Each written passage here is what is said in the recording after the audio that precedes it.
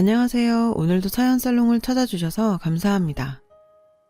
결혼 17년 차 40대 여성이에요.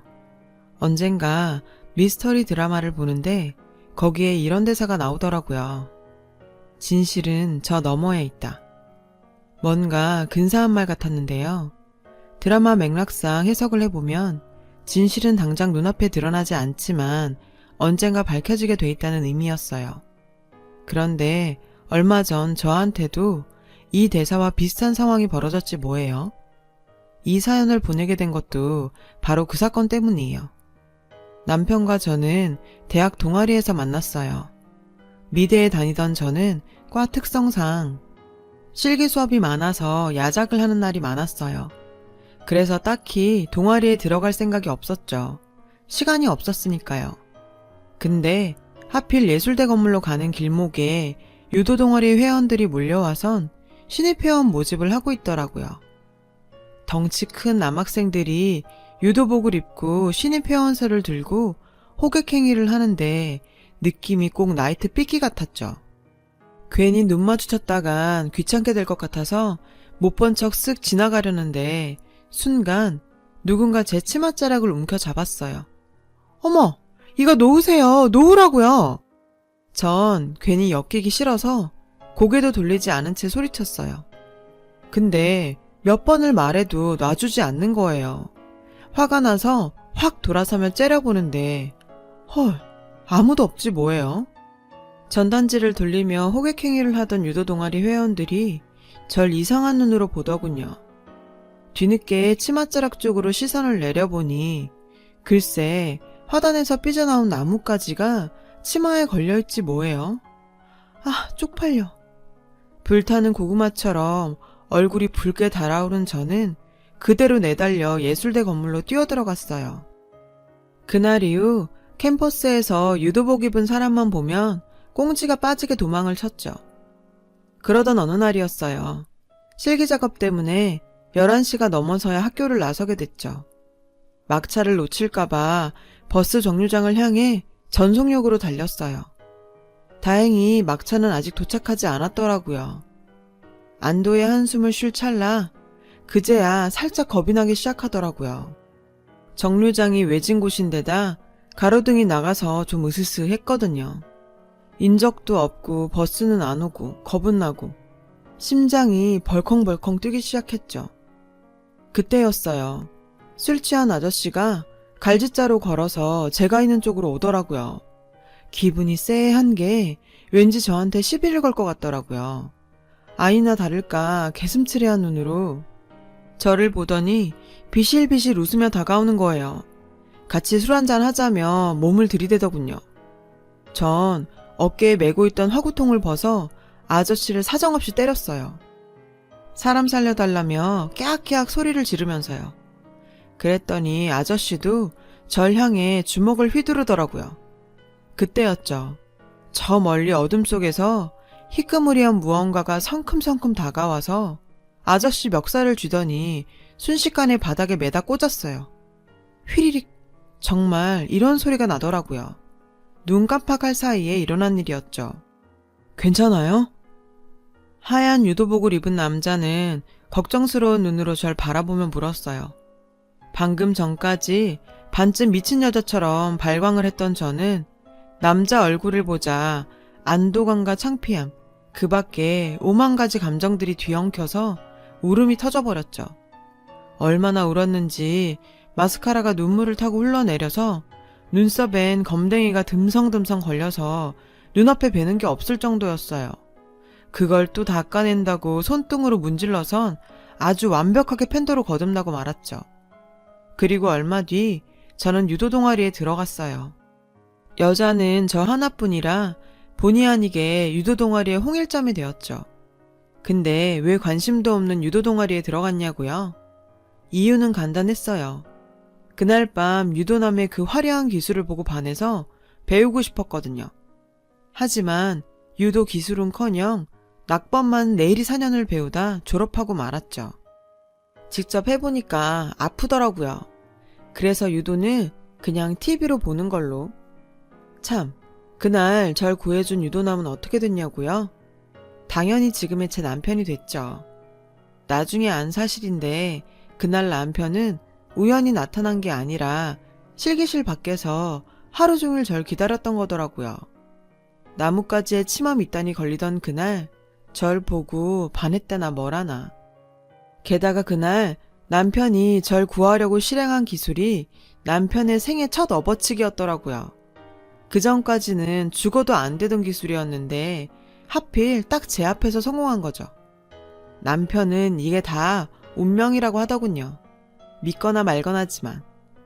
암튼 그렇게 우리는 CC가 됐고 7년간의 연애 끝에 결혼을 하게 됐어요. 결혼에 이르기까지 우여곡절이 많았는데 그건 나중에 말씀드릴게요. 결혼 후 우린 시어머님 집에서 살게 됐어요. 남편이 사남매 중에 막내였지만 형제들이 직장 때문에 해외를 비롯 지방에서 살고 있어서 어머님을 모실 사람이 우리 부부밖에 없었거든요. 어머님을 모시고 사는 건 힘든 일은 아니었어요. 맞벌이를 하는 저 대신 밥도 해주시고 빨래도 해주시고 딸아이가 태어나고선 육아도 많이 도와주셨으니까요. 근데 이 모든 편의를 한 방에 뒤집을 문제점이 있었는데 바로 시어머님의 언어 생활이었어요. 저희 어머님은 정말 욕을 잘하시거든요. 잘만 하시는 게 아니라 많이도 하세요. 욕을 안 쓰고 말하는 게 손에 꼽힐 정도로 많아요. 그렇다 보니 딸아이 교육 때문에 어머니랑 정말 많이 싸웠어요. 하지만 소용없었죠. 어머님한테 욕은 기호식품과 같은 거래요. 기가 막혀서 정말. 저희 어머님이 얼마나 욕을 즐기시는지 아세요? 저희 어머님 취미가 TV로 막장 드라마 보면서 욕하기예요. TV 앞에 앉으셔서 밑도 끝도 없이 시종일관 스토리와 상관없이 욕을 하세요. 이게 스트레스를 푸는 방법이라나요? 이걸 보고 중학생 딸이 배울까봐 늘 조마조마하다니까요. 그래서 하루는 작정하고 어머님께 집에선 딸애도 있고 하니 욕 좀 삼가해 주십사 말씀드렸어요. 그랬더니 자신은 욕을 끊었다며 자신이 욕을 했다는 증거를 대라시는 거예요. 먹긴 놈이 성낸다고 오히려 적반하장이라니까요. 그래서 그 증거 찾으려 거실 TV 앞에 몰카를 설치해 뒀어요. 그랬더니 귀신같이 어떻게 알았는지 카메라 앞에선 절대 욕을 안 하시더라고요. 하지만 똥개가 똥을 큰지 욕쟁이 어머님께서 욕을 끊으시겠어요. 그래서 몰카는 그대로 심어 놨어요. 언젠가는 잡히는 날이 오겠죠. 누가 이기나 한번 해보는 거죠. 근데 이건 다른 문제에 비하면 귀여운 정도에 불과해요. 진짜 문제는 바로 이거예요. 내가 다 알아. 뭐든 자신이 다 알고 자신이 옳다고 하시는 거요. 한마디로 막무가내죠. 남의 말은 귓등으로도 안 들어요. 가끔은 어머님이랑 얘기를 하다 보면 통나무에 대고 얘기를 하는 기분이라니까요. 대화를 할 수 없는 수준인 거죠. 그런데 며칠 전 이런 어머님의 성격 때문에 엄청난 사건이 터지고 말았어요. 저희 친정 엄마와 관련된 사건이요. 작년 봄 아빠가 세상을 떠나시고 친정엄마는 모든 걸 다 내려놓으셨어요. 물망초같이 싱싱하던 엄마 얼굴은 생계를 잃은 지 오래되고 얼굴에선 웃음기가 완전히 사라져버렸죠. 그뿐인가요? 그렇게 고상하고 단아하던 분이 제대로 씻지도 않으시고 늘 침대에 누워서 지내세요. 우울증이 찾아온 거죠. 인간이 가장 큰 스트레스를 받는 순간은 배우자의 죽음 뒤라더니 그 말이 딱 맞았죠. 더 이상 엄마는 사는 게 아닌 상태가 돼버렸어요. 전 그런 엄마를 저희 집 근처로 모셔왔어요. 자주 들여다보려고요. 그런데 여기서 문제가 생긴 거죠. 저 말고도 시어머님도 엄마 집에 자주 찾아가게 된 거예요. 물론 시어머님께서는 남편 잃고 홀로 남은 사돈이 걱정돼서 자주 들여다보시는 거겠지만 두 분은 너무 스타일이 다른데다가 저희 엄마는 시어머님처럼 강한 성격의 사람이 옆에 있으면 스트레스를 많이 받는 편이거든요. 근데 그걸 시어머님께서 인정해 주실 리 없죠. 무조건 이렇게 해라. 내 말 믿고 해봐라. 이런 식이니까요. 그러던 어느 날이었죠. 퇴근 후 엄마 집으로 갔는데 집이 비었더라고요. 엄마한테 전화를 걸어보니 시어머님이랑 잠깐 밖에 나왔다고 하시더군요. 그런데 그날 이후 계속해서 엄마가 집을 비우시더라고요. 전화해보면 그때마다 시어머니가 함께 있다는 거예요. 아무래도 시어머님한테 엄마가 끌려다니는 눈치였어요. 그래서 하루는 월차를 내고 시어머님의 뒤를 밟았어요.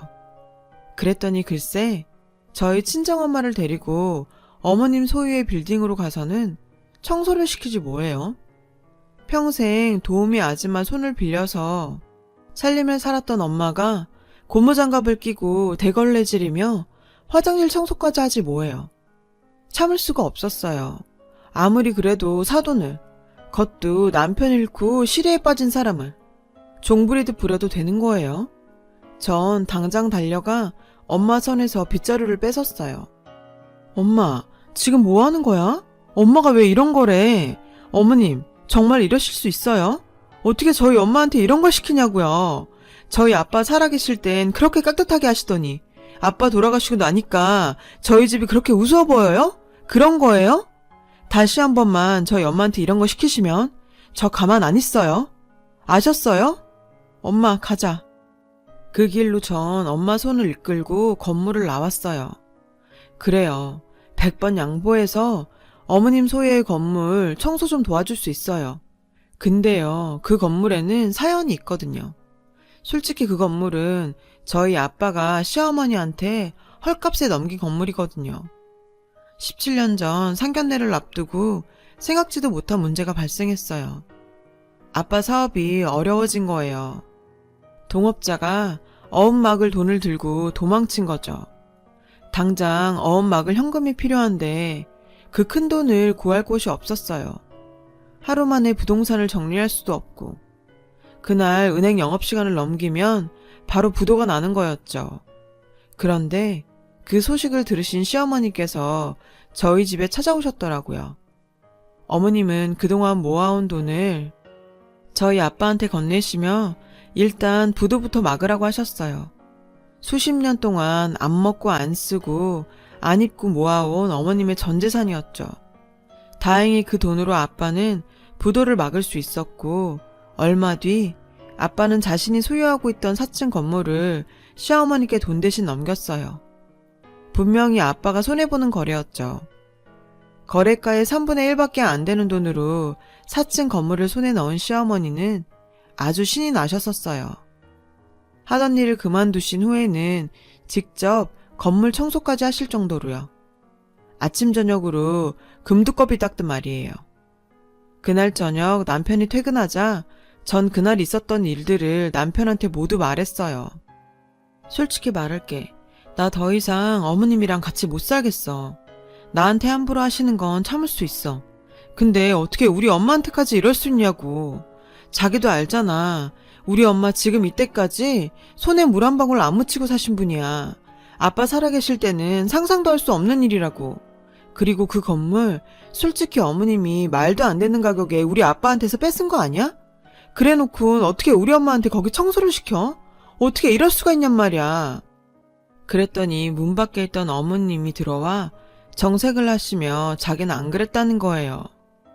며느라, 나 네 엄마 일 안 시켰어. 안 한 건 안 한 거야. 솔직히 막말로 일 좀 시켰으면 또 어때? 집구석에 처박혀 있으면 없던 병도 생길 판인데 몸을 움직이면 그보다 좋을 게 뭐 있겠냐? 어머니, 정말 장모님 데려다 청소시킨 거 맞아요?